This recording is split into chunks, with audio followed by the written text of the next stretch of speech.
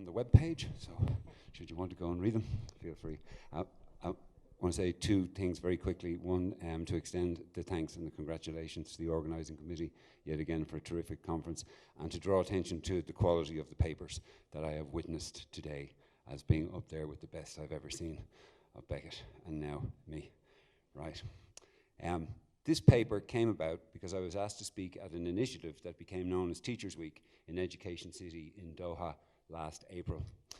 An education portfolio expert at Qatar Foundation asked me to join a committee to establish a Teachers Week, which was to be put into effect because Sheikh Hind, director of Qatar Foundation, quote, wanted faculty to have a voice. A panel of professors was assembled and entrusted with the responsibility of framing Hind's idea into a week of lectures and activities. Then in the preparation stage, the brief of having a voice began to evolve into a focus on technology and developing technology as a mark of our pedagogic progress. Trying to keep up with the rapidly changing context and yet still stay true to my original intention of representing the education faculty voice as one obliged to advocate for nationwide labour reform, I began to conceive speaking of the human voice as a form of technology in the first instance, in order to keep abreast of this changing paradigm. Also, I wanted to pursue a neo-Heideggerian emphasis on the voice as techne that calls forth political obligation. By the time the week of talks arrived, my metaphorical and philosophical framing of the idea of voice as representing the possibility of political change had become entirely marginalized. By way of example, when I gave the paper itself, I found myself on a panel with a professor from Carnegie Mellon, Qatar, who spoke at some length about his ongoing research attempts to consolidate a neural network map of Warren Buffett's brain.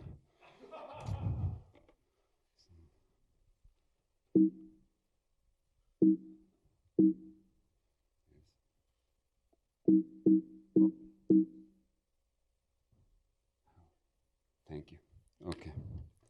So, nonetheless, while I was exploring human voice in its technique capacity, I learned a great many things. For example, the mechanism for generating the human voice can be subdivided into three parts: the lungs, the vocal folds within the larynx, and the articulators. The lung, the pump, must produce adequate airflow and air pressure to vibrate vocal cords. The vocal folds then vibrate to use airflow from the lungs to create audible pulses that form the laryngeal sound source. While studying the voice, I also came across this. Gracias. Okay. The image is a spectrogram of a human voice, which is a visual representation of the spectrum of frequencies of sound as they vary with time. And I love the word spectrogram because it carries within it the spectre of a ghost. And as I sat through tech talk after tech talk during Teachers Week, this spectral presence of a voice became more a ghost in the machine, drawing attention to all the dead voices active in our increasingly technological and technocratic society. In other words, within the discourse, I heard a douce machina articulated, or rather disarticulated, by Samuel Beckett.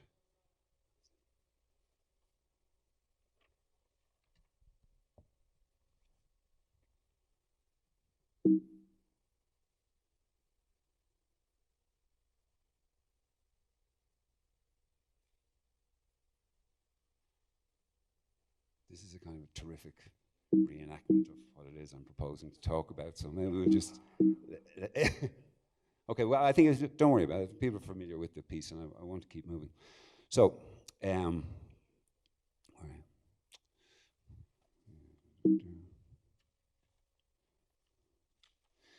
I feel that this exchange suggests that, and the exchange is, I'll read it to you actually. In the meantime, let us try and converse calmly, since we are incapable of keeping silent. You're right, we're inexhaustible. It's so we won't think, we have that excuse. It's so we won't hear, we have our reasons. All the dead voices, they make a noise like wings, like leaves, like sand, like leaves. They all speak together. I read this exchange to suggest that in contrast to the idea of a singular subjectivity, it is arguably the case that when a subject speaks to and of itself, it speaks with the words of others. In other words, or in others' words, the subject is defined by the voices of the past. As Leonard Lawler puts it, the many voices are in me. It is impossible for me to hear myself speak all alone. There is always a very quiet murmur coming from the past. Others' voices contaminate the hearing of myself speaking. Just as my present moment is never immediate, my interior monologue is never simply my own. Arguably then, the purpose of voice is to allow the we to speak in all of the time, space, and history we inhabit. Relatedly, Lawler suggests, the purpose of a work of art or a work of philosophy lies in calling forth a new people, a new we.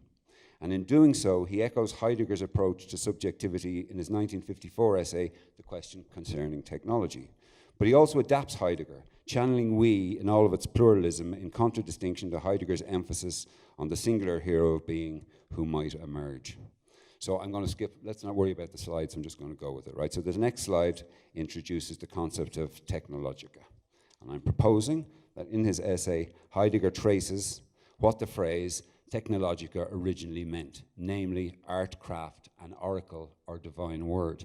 Thus the meaning was to be skilled with art and or craft and used in service of meaningful words, such as the composition of the Book of Kells or other such divine texts. Further, for Heidegger, the essence of technology is not something we make, it is a mode of being or of revealing truth. Thinking of voice as a technology that reveals truth in its Heideggerian sense, it is interesting to think of Stephen Hawking as perhaps the most famous example of technological voice, one that defines being and brings forth the truth of scientific progress. He had a rare early onset, slow progressing form of amyotrophic lateral sclerosis, also known as Lou Gehrig's disease. And this gradually paralyzed him over the decades, leading to his death in March of this year. As a result of his condition, technology was required to produce what we recognize as his voice. Now, I had a clip, it's okay, we don't need to play it, which is, it's a CNN report on how Hawking's voice was developed and exponentially developed as a result of improvements in technology in the last number of years. But it proposes at the end of the report to be more or less solving the problem of what we would recognize as the hard problem, the problem of expressing consciousness immediately. And so that was the clip I was going to show. What is very interesting here is that Hawking's tech support is read against its market value, which is the bottom line in the clip. It positions his voice within a multi-billion-dollar financial transaction in a type of news advertisement for the benefits of capital exchange. It also seems to imply that being able to produce Hawking's subjective voice through technology brings us one step closer to solving the hard problem of how consciousness is expressed. In reality, Hawking's vocal synthesizer is a mirror of the hard problem. The hard problem of consciousness is generally recognized as a difficulty of explaining the relationship between physical phenomena such as brain processes and experience, essentially the problem of articulating how human experience becomes understandable to the individual and by extension to others. The difficulty is in explaining how something deeply subjective is translated into something objectively comprehensible.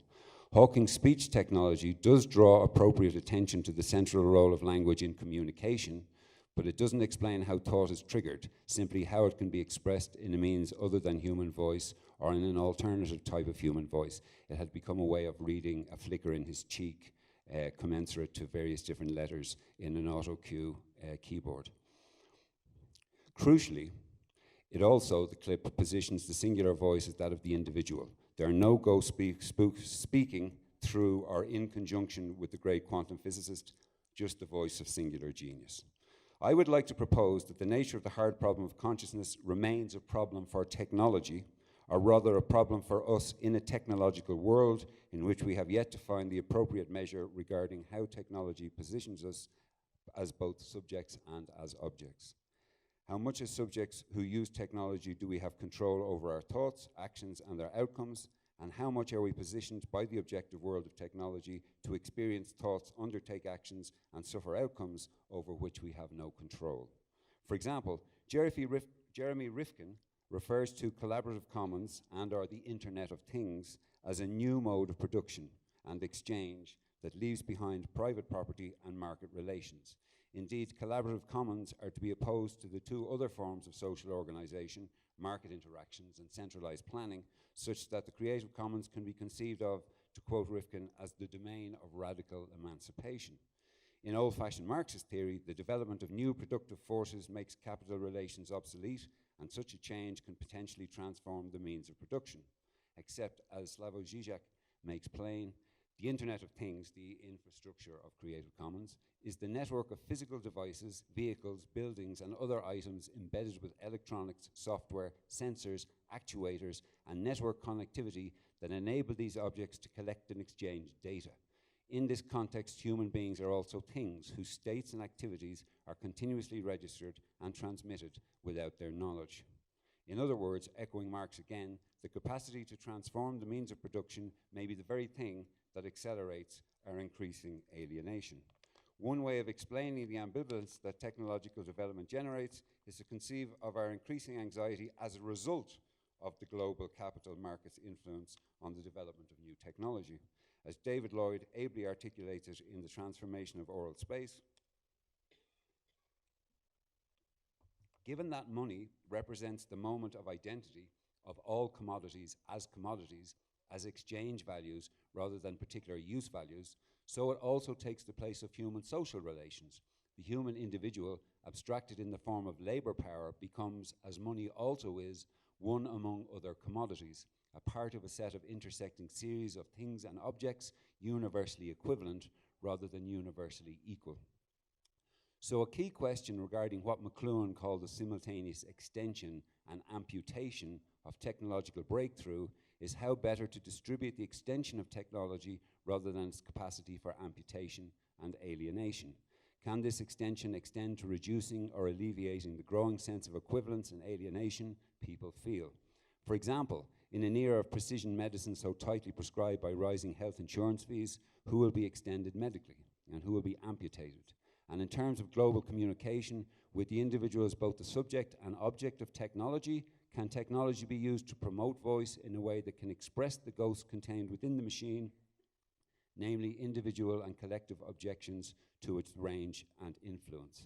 And can poiesis, exacted by a writer like Samuel Beckett or a poet like Seamus Heaney, exert the influence necessary to issue a challenging fourth to the increased instrumentalization of technology in late modernity? I would like to propose that a reappraisal of technology might be made possible by an appreciation of Samuel Beckett's aesthetics, which can in turn help us to see how philosophy has dealt with the hard problem. And it has dealt with it in large part not by asking how does consciousness happen, but by asking what does it say? And in so doing, philosophy assumes the presence of a voice.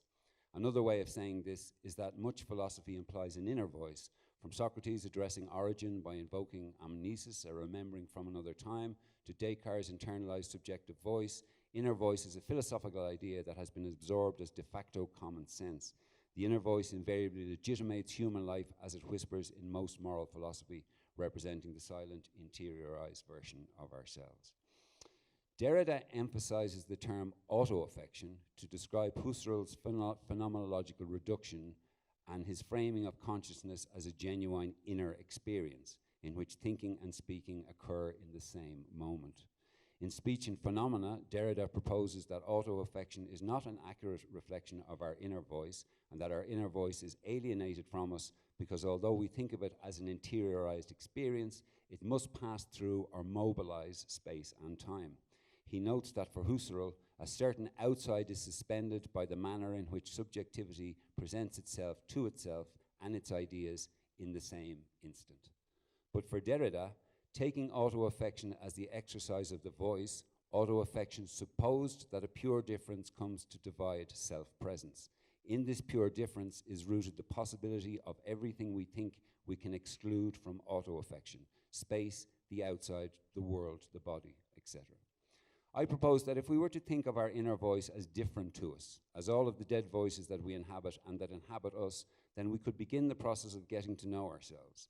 But because we think of ourselves as unified, and because we are not, technology as the expression of capital reproduction then replicates our self-alienation as part of the problem of modernity, compounding that alienation by rendering us equivalent rather than equal.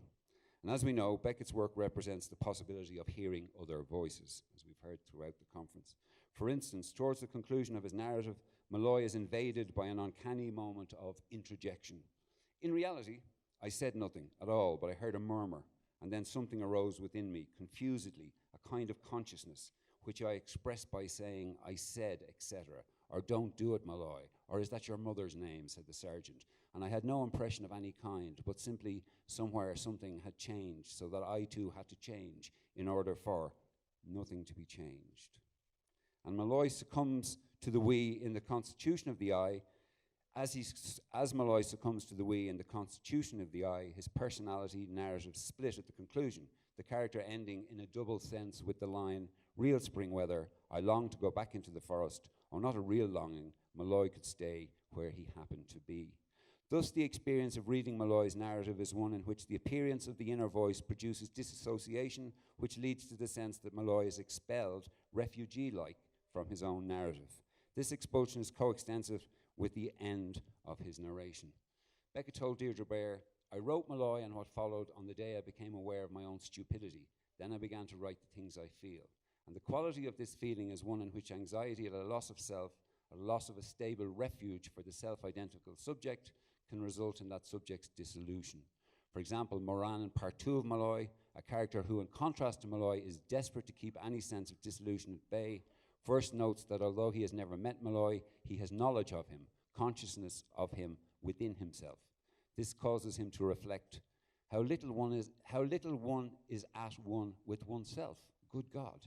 I who prided myself on being a sensible man, cold as crystal, and as free from spurious depth. I knew then about Malloy without, however, knowing much about him. I shall say briefly what little I did know about him. He had very little room. His time, too, was limited. He hastened incessantly on, as if in despair, towards extremely close objectives. Now a prisoner, he hurled himself at I know not what narrow confines, and now hunted, he sought refuge near the centre. Arguably, the centre where Malloy seeks refuge is the centre of Moran himself. Shortly after the admission above, Moran gets the first inkling of the multiplicity within. While he is seeking Malloy, he washes his face in a stream and becomes fascinated by the manner in which the reflection cannot restate his likeness. I dragged myself down to the stream. I lay down and looked at my reflection, then I washed my face and hands. I waited for my image to come back. I watched it as it trembled towards an ever-increasing likeness. Now and then a drop falling from my face shattered it again. His reflection cannot reconverge as a whole image, just as his identity within the novel has begun to fragment. The physical search for Malloy, which has led nowhere, and his appearance in Moran's head ensure that the latter will never again be filled with the simple satisfaction of doing the same routine household duties over and over again. He acknowledges as much when he states, I seem to see myself aging swiftly as a day fly, but the idea of aging was not exactly the one which offered itself to me, and what I saw was more like a crumbling, a frenzied collapsing of all that had protected me from all that I was condemned to be. And again, like the dead voices exchanged from Beckett's Godot, Moran suffers the need to accommodate the multiplicity within Husserl's ostensibly singular inner voice. For both Malloy and Moran, the failure to recognize these voices as their own lead to a type of obliteration. The message is clear. Allied to the necessity of recognizing a delay in time and an exteriority in space, we must also recognize the multiplicity within ourselves, no matter how troubling and fraught the psychological stress it might induce. And arguably stepping outside of ourselves in communion with the other as ourself is a challenging forth in a novel narration in both senses to a new technological relation. I wonder, just to finish, do we have activity? If you could scroll forward. The other direction.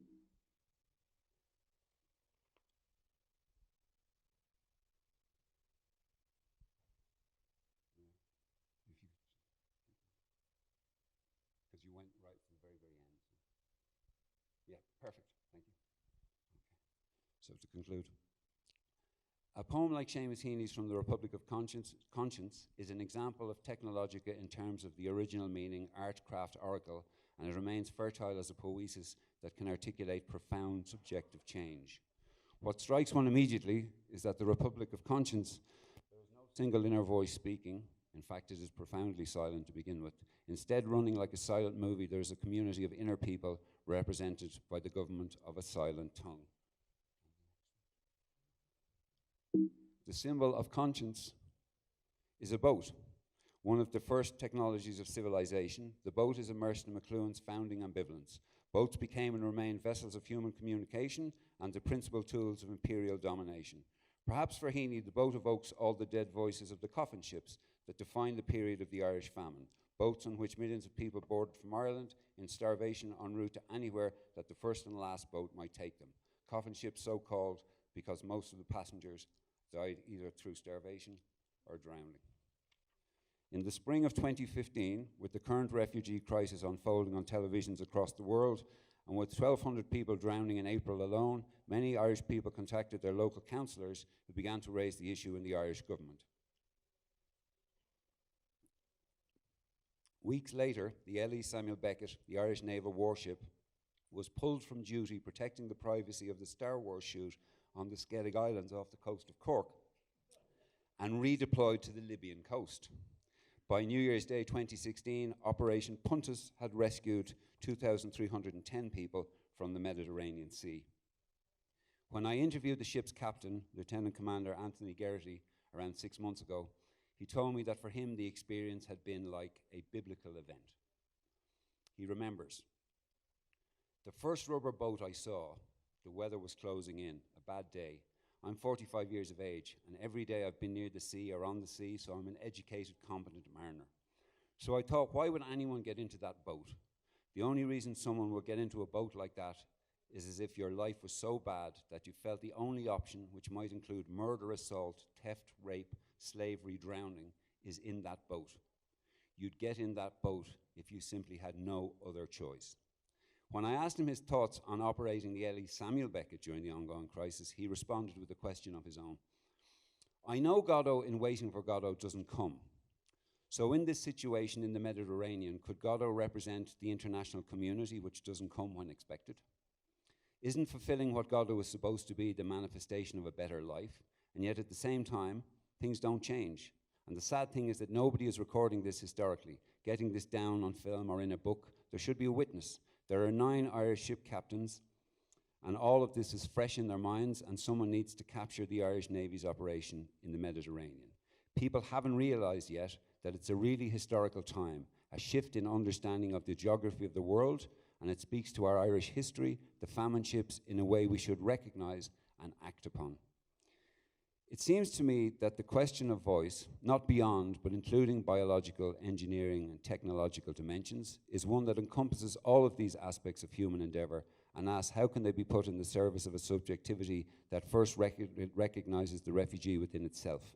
Because the simple truth is that in the increasing alienation of late modernity, as things stand, by imagining our current singularity, we're not really ourselves. Recognizing in the first instance this primary alienation would allow us to either seek reintegration through technology or to recognize its incapacity for such a necessary project. The redeployment of the L.E. Samuel Beckett at the behest of the general public from assigned duty protecting the financial interests of the Walt Disney Corporation to rescuing those in dire straits in the Mediterranean can be considered a microcosm of the process and a measure of the potential results. And poetic voice, as I've attempted to demonstrate, remains a place, despite its marginal and arguably pathological status in late modernity, where these impulses remain strong. In poetry, as in philosophy and technology, we hear human voices calling forth the refuge of a new world, many voices that perhaps we might recognize as our own. Thank you.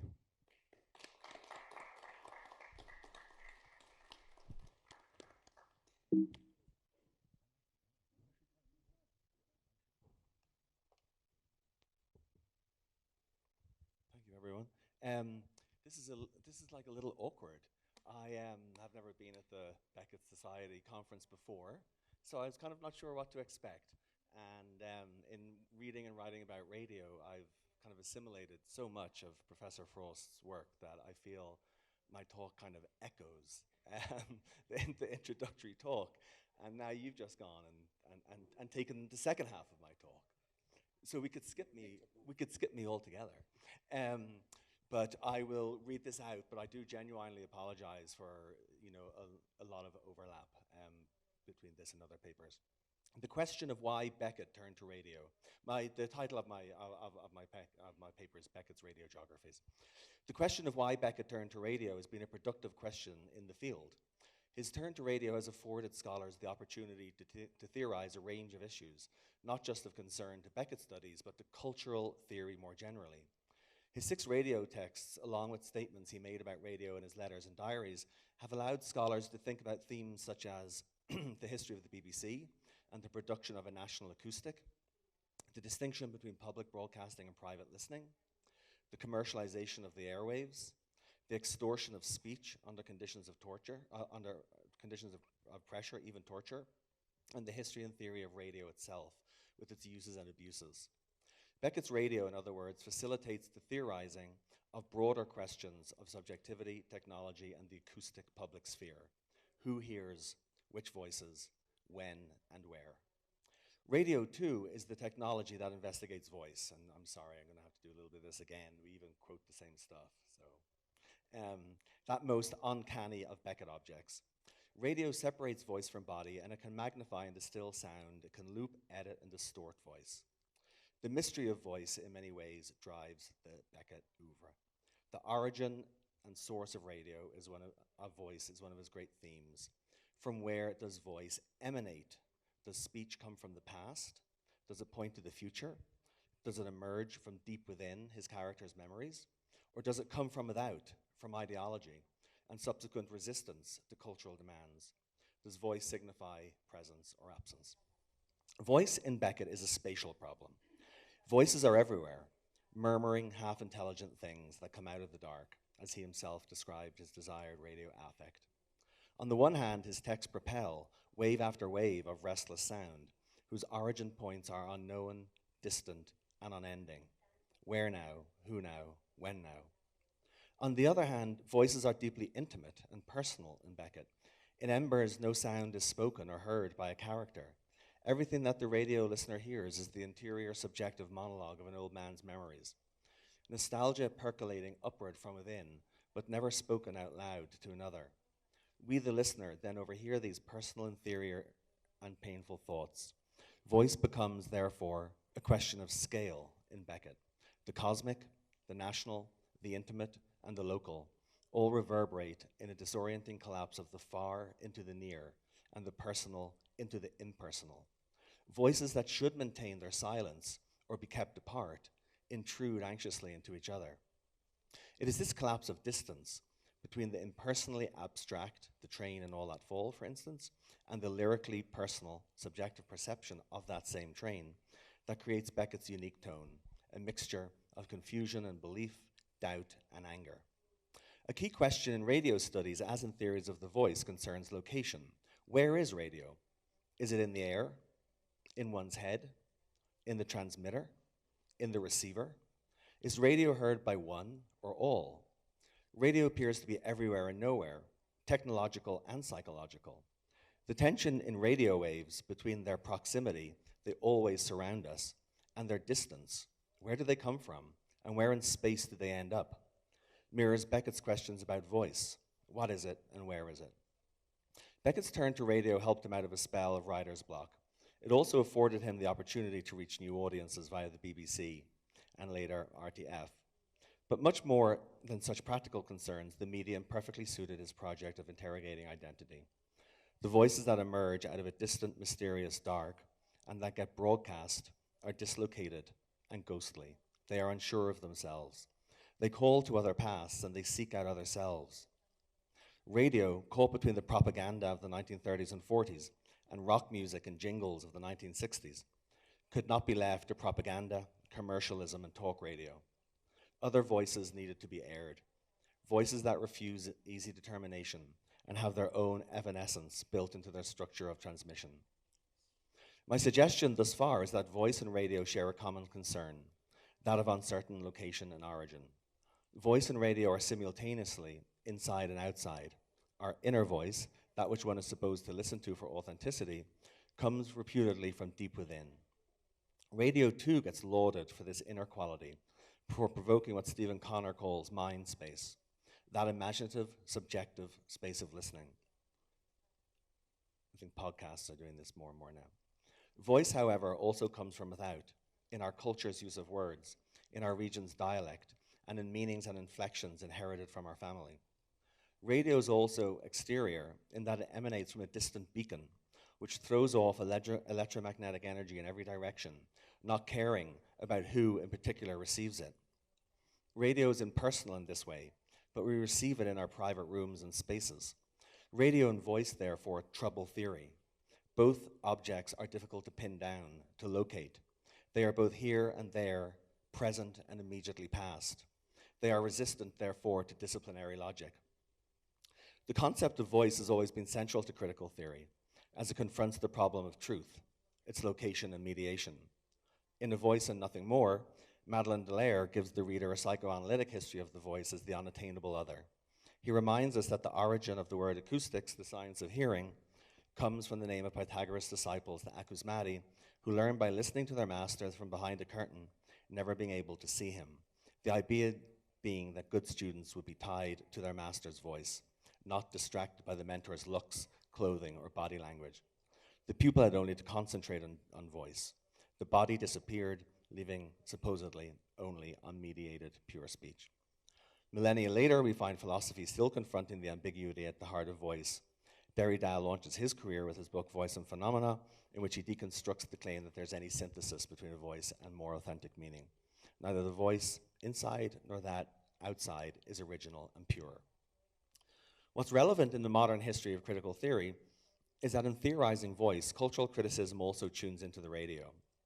John Moa contends in Radio, Essays in Bad Reception, that radio as it got picked up and received by critical theory, from Brecht to Adorno to British cultural studies and to post-colonial theory, poses questions about spatiality, the tension between intimacy and propaganda, between the national and the local, and between official radio and pirate radio. It's in his famous essay, The Radio's Communication Apparatus, for example, that Brecht takes up the possibilities of eclectic populist material in the early days of radio. Quote, "In this Tower of Babel, cacophony and dissonance come forth that could not be ignored. In this acoustic department store, it was possible to learn to breed chickens in English, accompanied to the strains of the Pilgrim's Chorus," end quote. English trained chickens, American pilgrims, German department stores, radio for Brecht brings the far near, as in Orson Welles' The War of the Worlds, and it projects the local to infinity. For Adorno, in his essay, The Radio Voice, one ascribes personality to a distant radio voice in order to compensate for the invisibility of the source. Physiognomy enters the radio. "This woman has a nice voice," he writes, or "this man has an arrogant voice."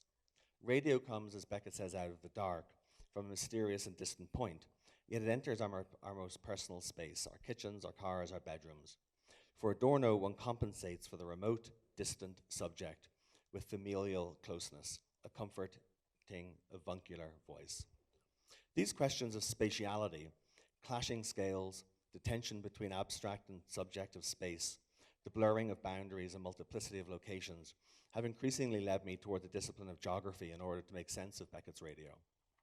Radio makes an intervention in critical theory, inasmuch as radio airs the philosophical tension between presence and absence. Think, for example, of all the ways that the here and the there, the then and the now, merge and separate in Beckett's radio broadcast, The Capital of Ruins. Behind critical theory's attention to the uncanny objects of radio and voice lie changes in the material and physical environment. A dialectical process, no doubt. Concepts of space are inseparable from changes to place. Contemporary with Beckett's radio productions, which began in 1957, the production of space was increasingly being theorized from a number of directions. Phenomenology, led by Gaston Bachelar, promoted the lived experience of space over that of the designs of architects and planners. Marxist geography, led by Henri Lefebvre, highlighted the class contradictions being solidified in concrete. The Situationist International, also formed in 1957 by Guy Debord, showed the ways in which the mass media developed images of urban spectacle in order to distract from more spontaneous human interaction. I argue that Beckett's radio plays join this constellation of events that is thinking about space in France and in post-World War II Europe more generally. Two events in particular are important when thinking about the production of space in the 1950s and 60s, and both are connected to voice and radio. The first is decolonization, such as in Algeria, and the rethinking it required of the space of the nation and its collective voice, along with the problem of what the emerging voice of the decolonized would sound like. Who would speak for the new emerging nation? We can think of the geography of Beckett's radio in terms of the struggle between the broadcasting of an official voice, a nationalist voice, for example, Radio France or the BBC Home Service, and voices that are more fragmented, dislocated, even post-colonial. The second spatial shift occurring with Beckett's turn to radio is the rapid urbanization and modernization of cities. Post-war urban planning turned its attention to facilitating speed, the use of the car, and the car radio was invented in France at this time, suburbanization and sprawl, as well as the consolidation of class and racially separated neighborhoods. Paris is at the heart of such moves.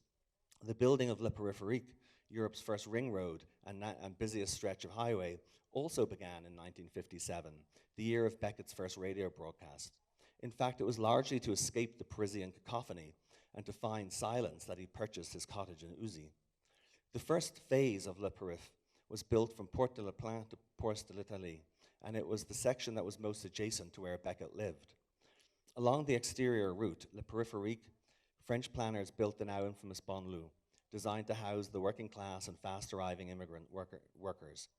Migrant workers and their voices were pushed to the urban periphery, out of view from official France, the museum-centered core. Both decolonization and the construction of Le Périph' are relevant for radio studies and for thinking about voice. Famously and intriguingly, it's to the revolutionary radio, what he calls rebel radio, that Frantz Fanon turns when he writes about subaltern identity. Published in 1959, but about events in 1956, when, quote, tracts were first distributed, end quote, announcing the existence of the voice of free Algeria, Fanon's essay theorizes voices that work against easy ideology and agency. The voice of Algeria radio, Fanon writes, speaks from the mountains and is often absent, physically inaudible, but it became materialized in an irrefutable way. The nature of this voice recalled in more than one way that of the revolution, present, in the air, in isolated pieces, but not objectively. Due to French jamming of wavelengths, hours in broadcasting were erratic, but behind the chaos, writes Fanon, the listener would compensate for the fragmentary nature by an autonomous creation of information. The voice of Algeria led the life of a fugitive. So when the voice of free Algeria is heard to say, here is the voice of Algeria, where is that voice? In the mountains? In the town? It is like the where-when voice of Beckett. When does the voice speak? It is the voice of revolution, of the past, calling from history. But it also announces itself from the future. This is Algeria, a country that is coming into being, but does not yet exist. There is no cognitive mapping of the revolutionary voice. In the same way, Beckett's radio voices, broadcast contemporaneously with the Algerian War, are also ethereal and discontinuous. They escape easy identity and resist sovereignty. The voice must be filled in by the collective for Fanon and by the listener for Beckett. The request is for the listener to help in the struggle of articulation. The construction of Le Périphérique, beginning in 1956, is not unconnected to the space of decolonization. The new expressway cuts the classical city off from its high-rise immigrant other. In the 1600s, Les Zones, the periphery of Paris, on which Le Périphérique was overlain, attracted migrant laborers, rural workers, a transient population of peasants and bandits. A zonier, or a zonard in French, still refers to a loiterer. Paris has leaped over 6 walls. Le Périph' was built on the open area outside the Thiers Wall, named after the President Adolphe Thiers, who insisted on new fortifications around the city in 1841. It was forbidden to build on land for 150 yards outside the wall. In subsequent decades, however, the zone, as it came to be known, acted as what Foucault might call heterotopia. Circus acts came to reside in it. The Parisian bourgeoisie would picnic on it in famous Impressionist paintings. Immigrants from the countryside arrived, then migrants from Eastern Europe, then those from North Africa, then those from Indochina would flock to it, live there. Many became stuck there, caught like a Beckett anti-hero. Indeed, a definitive translation of the 1912 poem, Zone, by the surrealist Apollinaire, was completed by Beckett in 1950. So that the outcasts of famine Ireland or the refugees of World War II, who are projected onto the spaces of Beckett's plays and fiction, we can now add the gypsies, the unemployed, the war deserters, and the refugees who populated the Parisian outskirts. As France modernized and set up yet another ringed fortress of constantly moving traffic, Beckett's radio, I suggest, reflects an attempt, via the physics of the airwave, to blur boundaries, not intensify them, to democratize and soften voice, rather than calcify it and steer it into preordained channels. Les Périphs' epitomized modernizing, increasingly confident, post-war de Gaullist France. The road illuminated the bureaucratic and integrated elements of urban planning, urbanisme, which became an official French discipline in that country at the School of Fine Arts, also in the mid-1950s. Urbanism sought to administer in rational fashion all integrated elements of modern life, from economics and housing to health and leisure, via spatial rationalization and centralization. To counter this empirical planning state, the geographer and philosopher Gaston Bachelar published in 1956 The Poetics of Space. In that text, he stressed, much like Beckett, the dialectical relationship between imagination and realism. Bachelard asked the post-war French public to reject the science of modern urban planning and its accompanying sociology of everyday life and governmental voice. Bachelard too wrote for radio. In his essay, Radio and Reverie, Bachelard argues that the medium could bridge alienation while opening up an axis of intimacy. Copies of Beckett's text still exist in Beckett's library. Beckett may have seen in him an ally in critiquing positivism and emphasizing the role of perception and imagination within the world of engineering and technology. Beckett, always interested in experimenting with different media, switched to radio and the medium of the airwaves in the mid and late 1950s. With sound engineers and editors, he liked distorting the familiar while bringing the intimate into production via technical mediation. Radio allowed for interiority, collapsing the world into the inside of a head. At the same time, intimate emotions could be broadcast, thrown out expansively to the world. Unlike the streamlining of traffic that forced commuters along preordained routes, radio waves had the ability to reach, theoretically, an infinite distance in all directions. Radio waves resist national borders. All that fall is attuned to Irish dialect and provincialism. Yet radio is also cosmopolitan in its ability to spread across a landscape and to be received by anyone with a transistor. Once a wave is let loose, it exists independent of the original output. For Beckett, I think there was something democratic about radio, or rather he wished to test radio, to see its potential to create free, if difficult, listening. The medium of the air couldn't be handed over to commercialism and the top 40. I've tried to suggest three things in this paper. First, his interest in the medium of radio and radio waves was an experiment with the concept of voice, and that voice from its location to how it's received is a spatial problem. The location of voice is in our heads and in the ether, and in some distant origin, an aerial or a satellite, hundreds of thousands of miles away. All of this appealed to a sense of mystery and ideological uncertainty.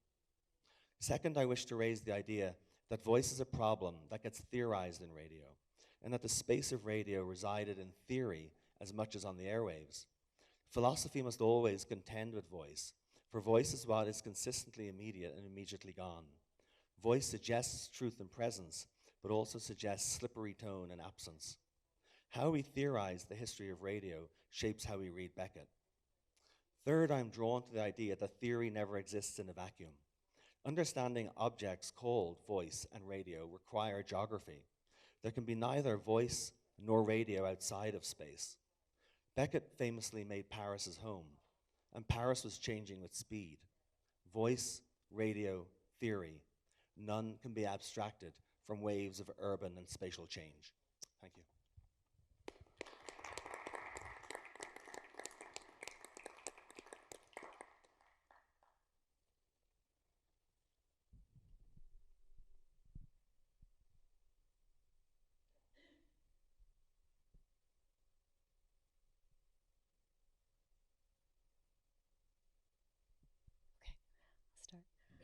So first, a few words to introduce this paper and put it in the context of a larger argument.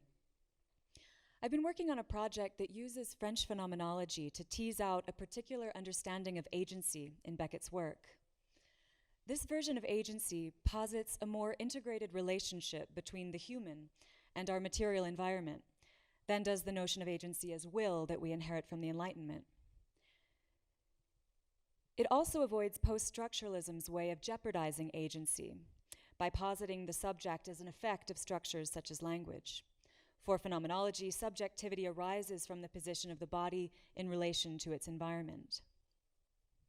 What I'll do in this paper is look at Beckett's engagement with aspects of the surrealist movement to think through how his interest in agency and lack of agency plays out, especially through his use of different artistic media, each of which explores the human's relation to its physical environment in a different way. Before beginning, I'll underscore the fact that I share Rosi Braidotti's description of post-humanism not as a rejection of humanism, but as an attempt to arrive at a more capacious and nuanced understanding of the human in relation to the non-human. In The Post-Human, 2013, Braidotti writes, "We need to devise new social, ethical, and discursive schemes of subject formation to match the profound transformations we are undergoing. The post-human condition urges us to think critically and creatively about who and what we are actually in the process of becoming." I'll begin by talking about two different strands of surrealism. The first and most familiar extols the relaxation of volition and the logic and rationalism that volition entails, while the other celebrates a plurality of artistic media. André Breton's 1924 Surrealist Manifesto gives the definition of surrealism with which we are most familiar.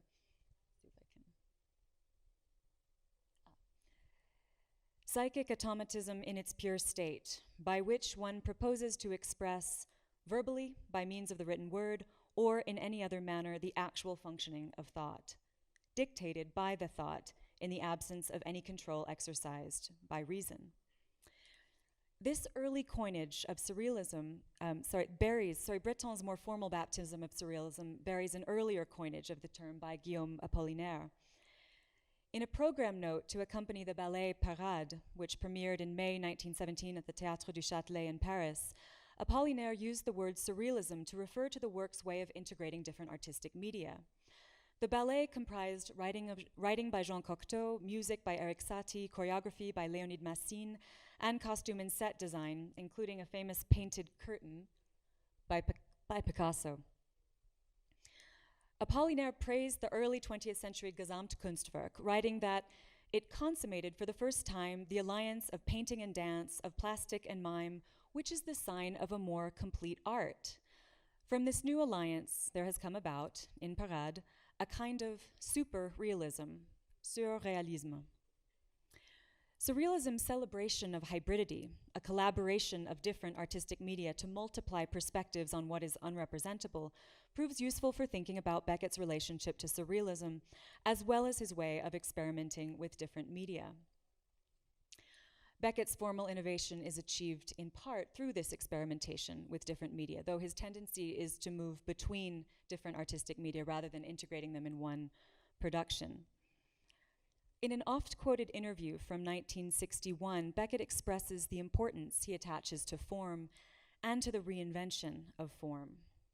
To find a form that accommodates the mess, that is the task of the artist now. My aim is to consider Beckett's relation to surrealism through his ideas about form, which I use here to refer to the structure and style of a work. Beckett's engagement with form, I argue, moves him to embrace a more capacious version of humanism, one that is open to chance and hospitable to what is automatic and irrational within the human. This is part of the definition of post-humanism that I'm adapting from Braidotti. I argue that Beckett does this by exaggerating a trope already present in surrealist art, integration of the human subject within its physical environment. I put myself in the camp of those who find Beckett's debt to surrealism necessary to a nuanced understanding of his work. Beckett's way of navigating surrealism, borrowing from it, mocking it, deviating from it, allows him to sustain an energetic ambivalence between humanistic concerns, character, individual pathos, the mind's ability or inability to reason, and formalist ones, style, permutations, geometric patterns. The dialectic of what I'm calling the human and the formal, which could also be called the personal and the structural, creates one of the most compelling tensions in Beckett's work.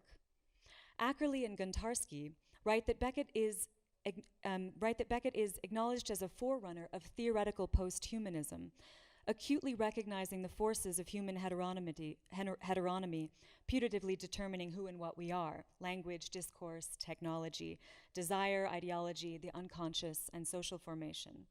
The pitiless permutations of what, the relentless self-undercutting of the unnameable, and the compulsive incantations of how it is and not I offer evidence of language as an inhuman archive of alterity with its own impersonal agency. They go on to attribute the indeterminacy of the humanist, post-humanist question in Beckett to his unresolved treatment of Cartesian dualism, linking humanism to the transcendental power of the cogito to think through a logicality and ground itself. But if I'm going to argue that it is Beckett's engagement with surrealism that anticipates post-humanism, then it is necessary to reckon with Beckett's denial of surrealist formlessness, which he talks about in an interview with Lawrence Harvey, his loyalty to Joyce, which Knowlson claims distanced him from surrealism, and his parodies of the movement. Knowlson writes that Beckett could not feel close to the surrealists, largely because they were distinctly cool, if not actively hostile to Joyce. But Beckett shared in the thrilling atmosphere of experiment and innovation that surrounded surrealism. More recently, Alan Warren Friedman has shown the extent to which both Joyce and surrealism were formative for Beckett.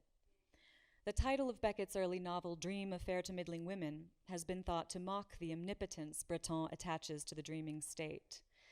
In Eleutheria, Violetta Krapp, having covered her absent son's chair in barbed wire, is said to have done so under the spell of the surrealist exhibition. But parody, especially in Beckett, more often evidences intense engagement than it signals dismissal, and it is certain that Beckett spent his formative years immersed in surrealist literature. Marianne Cause and Pascal Sardin, among others, have called attention to the large number of surrealist texts that Beckett translated, both for the journal Transition and for a special edition of this quarter, the Surrealist Number, co-edited by André Breton and Edward Titus in 1932. Knowlson draws on the letters to show that Beckett actually did far more translations than previously thought, since many of his translations appeared at Beckett's request unsigned. Calling Beckett a passeur of surrealism into English, Sardin traces the influence of the texts he translated on his work. So vaduity, a favorite word of Krapp in Krapp's last tape, comes from the poem La Vue by Paul Éluard, while Breton's description of surrealist practice as a monologue poured out as rapidly as possible, over which the subject's critical sense claims no share, anticipates the unnameable, and especially not I. In addition to Alan Warren Friedman, whose recent book is a full-length study of surreal Beckett, the most ardent supporter of surrealism's centrality to Beckett's aesthetic is Daniel Albright, who claims Beckett spent his whole life under the spell of the surrealist exhibition. His instincts were surrealist. Albright gives a striking example of surrealist imagery in his discussion of Happy Days. Alluding to Courbet's painting, The Origin of the World, Albright suggests that Winnie's sex organs have dilated, engorged into a whole hot universe. The human and the landscape have been grotesquely intermingled, as in certain surrealist paintings. Winnie is not so much buried in the world as giving birth to it. She is, quote, a hideous jumble of stage set and lead character, such that to play the role of Winnie is to become an environment as well as a person. For Albright, though, it is Beckett's treatment of artistic media that brings him closest to surrealism, a movement born out of the very discords among artistic media that were to excite Beckett's imagination. Albright then claims that a surrealist aesthetic leads Beckett irresistibly towards mathematics and to an interest in form. Other critics caution that viewing Beckett as an empty formalist fails to account for the humanity of his characters and their bodily presence on stage. In her review of Albright's book, Linda Ben-Zvi suggests that the human in Beckett is overshadowed or eclipsed by a surrealist reading. She takes issue with Albright's claim that Ghost Trio is, quote, a game with superimposed rectangles, the visual system detaching itself from every human meaning.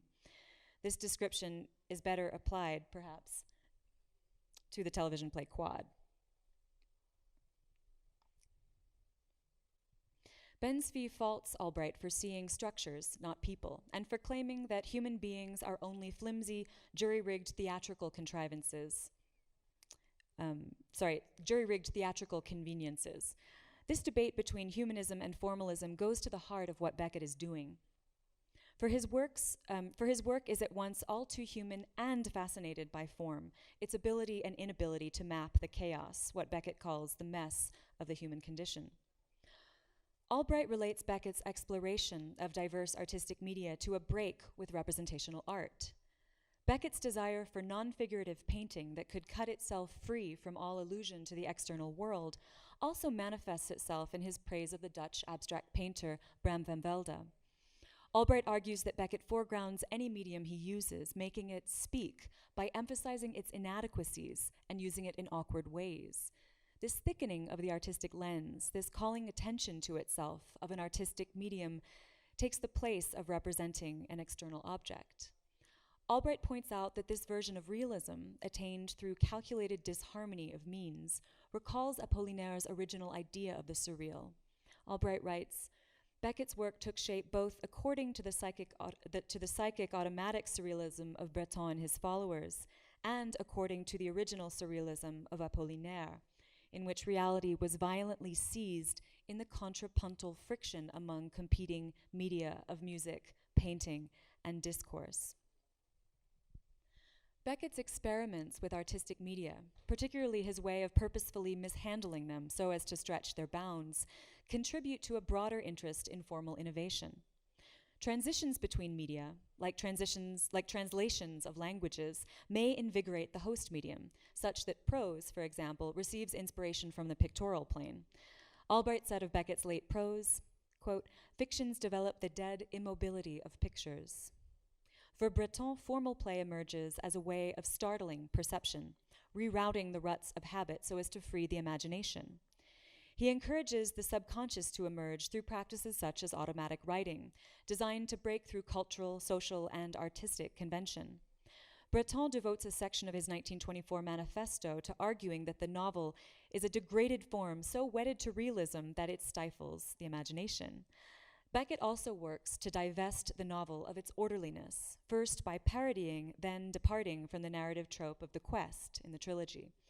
He also juxtaposes disjunctive sentences, as at the end of Malloy. Then I went back into the house and wrote, "It is midnight, the rain is beating on the windows, it was not midnight, it was not raining." Breton contends that the fortuitous juxtaposition of two terms gives birth to what he calls the image. And the more disparate the terms, the more vigorous the image. This colliding of contraries, inherited perhaps from Tristan Zara's idea that the yes and the no meet on the street corners like grasshoppers, stimulates and invigorates the imagination. I'll take two examples of surrealist works that play at joining contraries.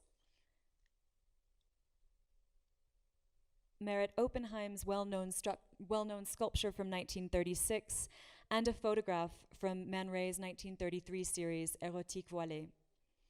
In Oppenheim's piece, the pairing of the furry with the smooth, the luxurious sensuous with the quotidian, creates surprise that may elicit an inner smile. In Man Ray's photograph of Oppenheim interacting with a printing press, not only is the softness of the female body juxtaposed against the mechanical, but literary art is presented as part of the visual, tangible world. Both pieces mix disparate elements and subvert convention, delivering vital shocks to the expectations. In Beckett, too, tension between form and the human plays out in juxtaposed contraries. Imagine, Dead Imagine, from 1965, brings the formal and the human together in a particularly striking way. The prose, coldly exact in style, describes a rotunda in which two bodies are arranged in the fetal position. Fluctuations of light and heat make us keenly aware, as in a related work, The Lost Ones, of bodily discomfort. Clinical descriptions are given of limbs positioned relative to letters. Still on the ground, bent in three, the head against the wall at B, the arse against the wall at A, the knees against the wall at B and C, the feet against the wall at C and A, and so forth. After this fastidious account of the position of the man and the woman, and of the man and the woman's bodies, we learn, hold a mirror to their lips, it mists. The bodies, whole and in fairly good condition to judge by the surfaces exposed to view, are part of a spatial and verbal configuration, a form, yet endowed with sensation and history. The narrator wonders if they still lie still in the stress of that storm, or of a worse storm, or in the black dark for good, or in the whiteness unchanging, and if not, what they are doing. The pathos of bodies enduring, facing away from one another, emerges from their position and shape within the rotunda. Here, Beckett's preoccupation with form adapts a strategy characteristic of surrealism. Subject and object positions are intermingled. Breton insists on not separating the looker from the looked at, which are linked by a magic thread or communicating wire. Accordingly, the bodies in Imagine Dead Imagine blend almost imperceptibly into their surroundings, merging in the white ground were it not for the long hair. Sweat and mirror notwithstanding, they might as well pass for inanimate. With the most human parts of their subjectivity evacuated, volition, intention, as, quote, the faces seem to want nothing essential, end quote, they become landscape-like. In What is Literature, Sartre, commenting on surrealism, wrote that automatic writing was, above all, a destruction of subjectivity. He added that the surrealist's second step was to destroy objectivity in turn. By valorizing dreams and parts of the human that are beyond conscious control, surrealism rejected Enlightenment versions of humanism, destroying, as Sartre would have it, subjectivity. But in the same gesture, objects became less object-like, as inanimate things and landscapes became charged with dynamism and vitality. In both Breton and Beckett's fiction, the sky becomes solid enough. This is an example of objects becoming animate. The sky becomes solid enough to interact with the human body. Usually pictured as ubiquitous and unreachable, the sky becomes physically accessible in The Magnetic Fields, 1920. Breton and Soupeau write, another man standing in front of a perfume shop was listening to the rolling of a distant drum. The night that was gliding over his head came to rest on his shoulders. A similar description of the sky is found in The End, 1946, when the narrator remarks, I looked up at the sky. I felt it weighing softly on my face. I rubbed my face against it, one cheek after the other, turning my head from side to side. In both Breton and Beckett, the sky becomes an intimate, resting on the shoulders or nuzzling the cheek. This coming together of subject and subject and landscape is typical of Beckett's fiction from this post-war period. Narrators are deprived of conscious intention, and bodies mingle disturbingly with environments. Observing a town's deserted air, the narrator of The Calmative exclaims, we are, needless to say, in a skull. The idea of a skullscape finds its way into many interpretations of Beckett. It has also been said that the set of Endgame resembles a skull, its high windows serving as eye sockets. The plain rotunda of Imagine Dead Imagine, too, is solid throughout, a ring, as in the imagination, the ring of bone. The skullscape is worth attention here because it illustrates so neatly the way in which place can invade the body. The environment of The Calmative is a good example. Ruins move, its ports, dens, and ruins move within the narrator. Also in the story The End, the border between the human environment collapses more catastrophically. The sea, the sky, the mountains, and the islands closed in and crushed me in a mighty systole. The narrator also describes being pumped through the body of the landscape, which he personifies by attributing to it a heartbeat, systole, diastole. For the surrealists, a human subject's lack of conscious control can open her to chance, to the bounties of the unconscious, to the joy of an encounter.